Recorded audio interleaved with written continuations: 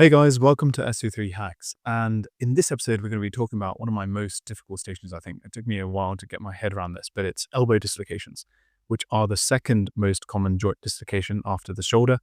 And it's a very recognizable ST3 interview station. So, the background knowledge you're expected to know. Most elbow dislocations are posterolateral. Although anterior, medial, and lateral dislocations do occur, the classic mechanism is fall onto an outstretched hand with the elbow in hyperextension and axial loading, often with valgus or rotational force driving the forearm posterolaterally. To understand why these injuries behave the way they do, you need a clear mental model of elbow stability. So, there are primary static stabilizers, which are the ulnohumeral joint, the anterior bundle of the medial collateral ligament, and the lateral collateral ligament complex. Secondary static stabilizers include the radiocapitellar joint, the capsule, and the common flexor and extensor origins. Then you've got the dynamic stabilizers. These are the muscles crossing the elbow that provide compressive stability. Posteriorly, you can use the acronym TAB, triceps brachialis and anconeus. This matters because once you lose enough static stabilizers, muscle tone alone isn't enough to keep the elbow reduced. A good candidate must have understanding of the terrible triad, and this is an elbow dislocation associated with a lateral ulnar collateral ligament tear, a radial head fracture, and a coronoid fracture. This pattern is inherently unstable.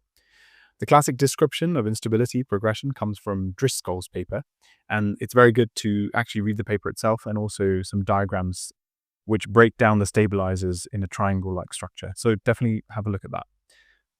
So the classic description and the progression is from lateral to medial. Stage 1 is a lateral ulnar collateral ligament tear. Stage 2 involves disruption of the remaining lateral ligaments and capsule. And stage 3 includes a medial collateral ligament tear. That sequence explains why elbows redislocate if you miss one element. So, investigations. The radiographs, you want an AP and lateral view to assess joint congruency. You often want to add oblique views if you're worried about intra-articular fractures.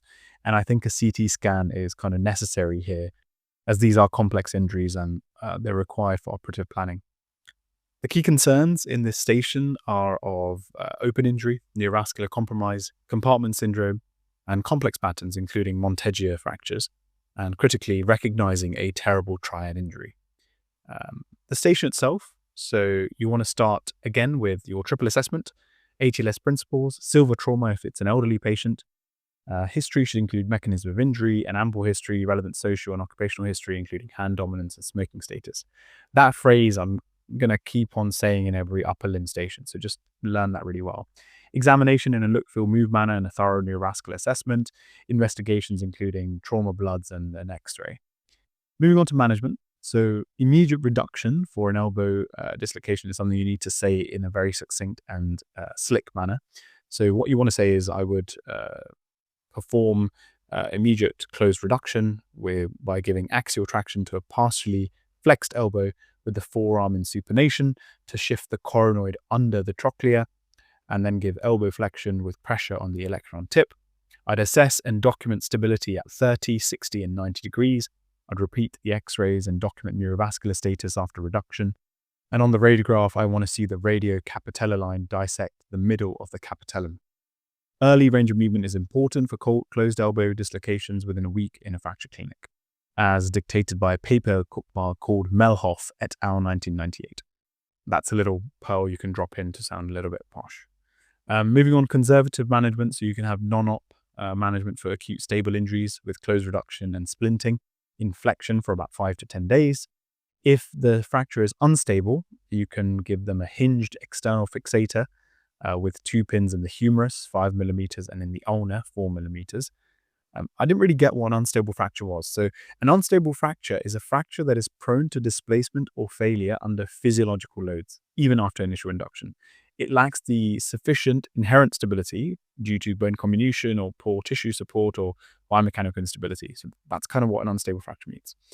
Moving on, you've got operative options. So pre-op planning, you want to discuss whether you want to replace the radial head or do you want to do an ORIF. If it's a small coronoid fracture, it can even be managed conservatively. And the order of fixation here is very important. Normally, it starts with the radial head, with KY, RF, or replacement, then the coronoid, and then lastly, you want to repair the lateral collateral ligament complex.